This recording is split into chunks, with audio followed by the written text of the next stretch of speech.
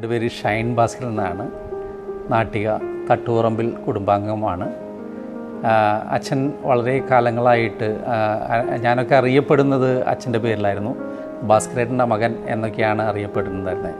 അത് hotel dream ലാൻഡിൻ്റെ ഉടമയായിരുന്ന ഭാസ്കരേട്ടൻ്റെ മകനാണ് ഞാൻ. അപ്പോൾ അങ്ങനെ വളരെ കംഫർട്ട് സോണിൽ അച്ഛൻ്റെ ഒരു തണലിൽ അച്ഛൻ ഉണ്ടാക്കിയ വീട്ടിൽ അങ്ങനെ വളരെ സുഖമായിട്ടിരിക്കുന്ന സമയത്താണ് നാഷണൽ ഹൈവേയുടെ ഒരു അക്വസിഷൻസ് വരികയും അവിടെ നിന്ന് മാറേണ്ടതായിട്ടുള്ള കാര്യങ്ങൾ വന്നതും.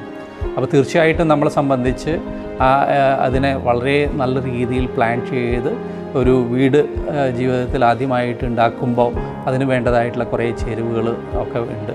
അതിന് വേണ്ടിയിട്ടുള്ള കാര്യങ്ങൾ നോക്കുമ്പോൾ നമുക്കൊരു സ്ഥലം വേണം, അതുപോലെ തന്നെ അതിനുള്ള പ്ലാനും കാര്യങ്ങളൊക്കെ വേണം.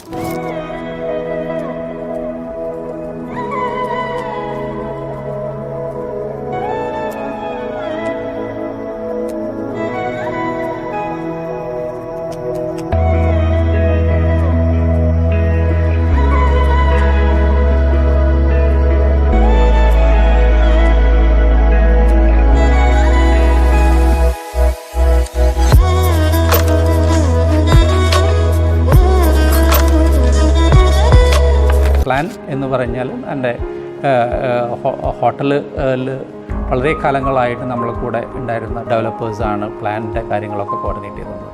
പിന്നെ എന്നെ സംബന്ധിച്ചെന്ന് പറഞ്ഞ സ്ഥലത്തിൻ്റെ കാര്യങ്ങളിൽ നോക്കുമ്പോൾ നമ്മളെ കയ്യിലുണ്ടായിരുന്ന ഒരു പ്ലോട്ട് നോക്കുമ്പോൾ നമ്മളെ തറവാട് വീടിനോടും ക്ഷേത്രത്തിനോടൊക്കെ അനുബന്ധമായിട്ടുള്ള ഒരു പ്ലോട്ട് കാര്യങ്ങൾ കിടക്കുന്നു. ചുറ്റുവട്ടം ആണെങ്കിൽ നോക്കുമ്പോൾ നമ്മളോട് എല്ലാവരും വളരെ അടുത്ത് നിൽക്കുന്ന ആളുകളുമായിട്ടുള്ള ഒരു പ്രദേശം. അപ്പോൾ തീർച്ചയായിട്ടും നമ്മൾ ആ ഒരു പ്ലോട്ട് അങ്ങനെ കൺക്ലൂഷനിലേക്ക് എത്തി അവിടെ പ്രൊജക്റ്റ് ഫൈനലൈസ് ചെയ്യണം. പിന്നെ അടുത്തത് എന്ന് പറയുന്നത് നമുക്ക് ആരായിരിക്കണം നമ്മളുടെ ഈ പ്രൊജക്റ്റിൻ്റെ കോൺട്രാക്ടർ, സിവിൽ വർക്ക് ചെയ്യുന്നതിൻ്റെ അതാണ് പ്രധാന ഒരു 80% വർക്ക് എന്ന് പറയുന്നത്. അവർ സെലക്ട് ചെയ്യുക എന്ന് പറയുന്നത് ഒരു നല്ല ഹെർക്കൂലിയൻ ടാസ്ക് തന്നെയാണ്. ഈ ഒരു പ്രൊജക്റ്റിൻ്റെ ഒരു സ്റ്റാർട്ടിങ്ങിൽ തന്നെ ഉള്ള ഒരു കാര്യമാണ്. അപ്പോൾ ഇതിന് നമ്മൾ ടെൻഡർ എന്നുള്ള രീതിയിൽ നമ്മൾ അതിന് ഡോക്യുമെൻ്റ് ഉണ്ടാക്കി ടെൻഡർ ഡിക്ലെയർ ചെയ്തു. പല ആളുകളിൽ നിന്ന് കൊട്ടേഷൻസ് എടുത്തു. അത് കഴിഞ്ഞ് ഫൈനലൈസേഷൻസ് കാര്യങ്ങൾ വന്നപ്പോൾ ഫൈനലായിട്ട് അതിൽ വന്ന ബിഡ് ആലപ്പാട് കൺസ്ട്രക്ഷനാണ്.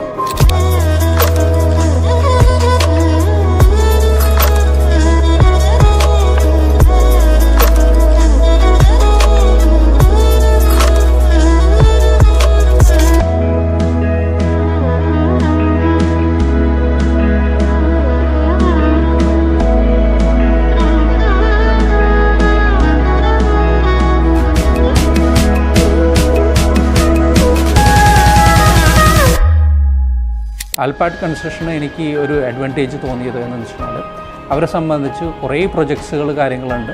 അതുപോലെ തന്നെ ലേബർ ഷോർട്ടേജ് ഇല്ല എന്നുള്ള രീതിയിൽ പ്രൊജക്റ്റ് ഡിലേ ആവില്ല എന്നുള്ളൊരു കൺഫർമേഷൻസും കാര്യങ്ങളും വെച്ച് പ്രൊജക്റ്റ് ഡിലേ ആണെങ്കിൽ ഇത്ര കോമ്പൻസേഷൻ എന്നുള്ള രീതിയിൽ വരെ തയ്യാറായിരുന്ന ഒരു ഗ്രൂപ്പായിരുന്നു അവർ.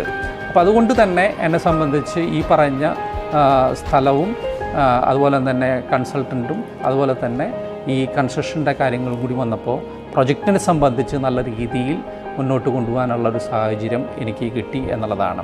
ഈ ഒരു പ്രൊജക്റ്റിൻ്റെ ഒരു സക്സസ് എന്ന് പറയാൻ വേണ്ടിയിട്ട് ഈ പ്രൊജക്റ്റ് കംപ്ലീഷൻ കഴിഞ്ഞ് ഞാൻ പിന്നോട്ട് നോക്കുമ്പോൾ എനിക്ക് കിട്ടിയ സംതൃപ്തി അത് തന്നെയാണ് ഞാൻ ആലപ്പാട് കൺസ്ട്രക്ഷനെ ഫൈനലൈസ് ചെയ്ത് മുന്നോട്ട് പോകാനുള്ള സാഹചര്യങ്ങളുണ്ടായത്.